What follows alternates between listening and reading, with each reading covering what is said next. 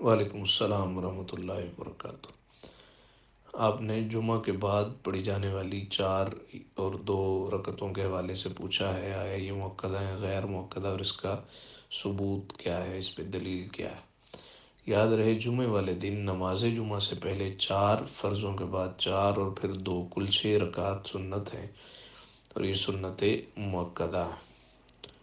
اور یہ مسئلہ بھی ان مسائل میں سے ایک ہے جن میں اللہ کے فضل سے مسلمانوں میں کوئی اختلاف نہیں ہے۔ شیطان چونکہ انسان کا دشمن ہے، وہ نہیں چاہتا کسی ایک مسئلے میں بھی مسلمان متحد اور متفق رہیں۔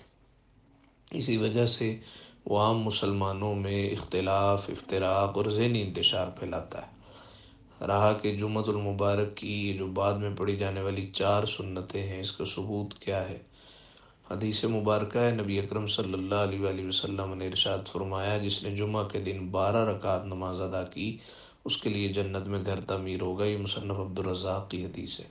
حضرت عبداللہ بن مسعود فقیہ امت رضی اللہ تعالیٰ عنہ کے بارے میں ہے، کان یصلی قبل الجمعۃ 4 رکعات و بعدها 4 رکعات۔ جمعہ سے پہلے بھی 4 رکعتیں پڑھتے تھے حضرت عبداللہ بن مسعود، جمعہ کے بعد بھی 4 رکعتیں پڑھتے، پہلے بھی اور بعد میں بھی۔ اور قال ابو اسحاق، جناب اسحاق کہتے ہیں، کان علی یصلی بعد الجمعۃ 6 رکعات، حضرت علی جمعہ کے بعد 6 رکعتیں پڑھتے تھے، یعنی 4 سنت مؤکدہ پھر 2 سنت مؤکدہ۔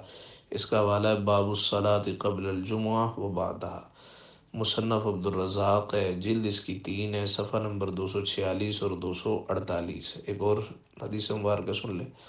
عن ابی ہریرہ رضی اللہ عنہ قال قال رسول اللہ صلی اللہ علیہ وآلہ وسلم، من کان منکم مصلیا بعد الجمعۃ فلیصلی 4۔ حضرت ابو ہریرہ راوی ہیں، نبی اکرم صلی اللہ علیہ وآلہ وسلم نے فرمایا، تم میں سے جو نماز جمعہ کے بعد نماز پڑھے وہ 4 رکعتیں ادا کرے۔ یہ سنن الترمذی کی حدیث مبارکہ ہے۔